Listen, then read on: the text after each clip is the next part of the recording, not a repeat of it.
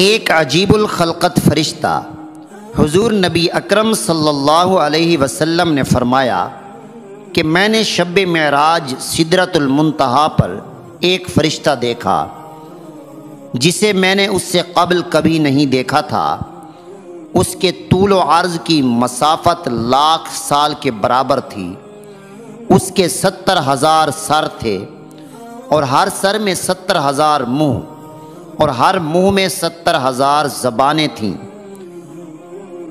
اور ہر سر پر 70,000 نورانی چوٹی تھی اور ہر چوٹی کے سر پر بال میں لاکھ لاکھ موتی لٹکے ہوئے تھے۔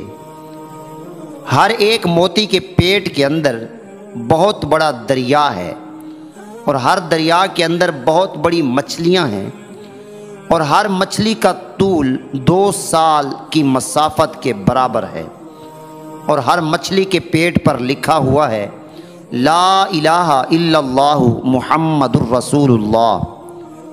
اور اس فرشتے نے اپنا سر اپنے ایک ہاتھ پر رکھا ہے اور دوسرا ہاتھ اس کی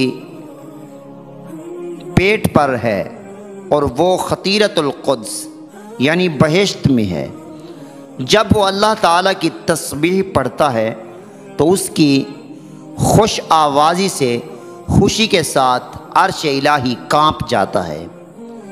میں نے جبرائیل علیہ السلام سے ان کے متعلق پوچھا تو انہوں نے عرض کیا کہ یہ وہ فرشتہ ہے جسے اللہ تعالیٰ نے آدم علیہ السلام سے 2000 سال پہلے پیدا کیا تھا۔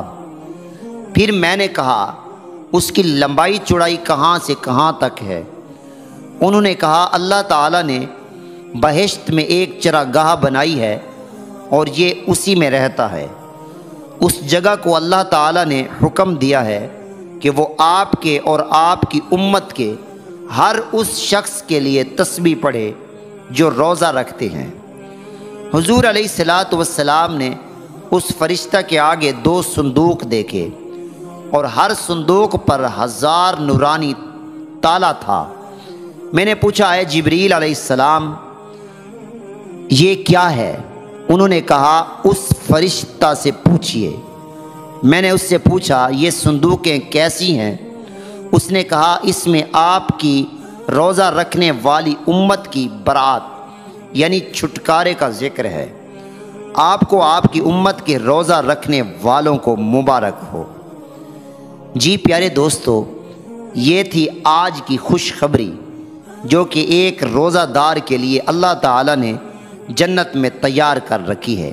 اتنا بڑا عجیب الخلقت فرشتہ، اس کی جو بناوٹ ہے، جو اس کا تقدس ہے، جو اس کی عزت ہے، یہ سب روزہ دار کے لیے ہے۔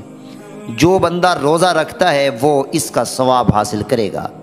یا اللہ بقیہ ماہ رمضان کے جتنے روزہ ہیں مجھے اس حدیث مبارکہ کے توسط سے روزے رکھنے کی توفیق عطا فرما دے تاکہ میں بھی اس عجیب الخلقت فرشتہ کے جو برکات ہیں اس کا حامل بن جاؤں۔ آمینہ بجاہ النبی الامین۔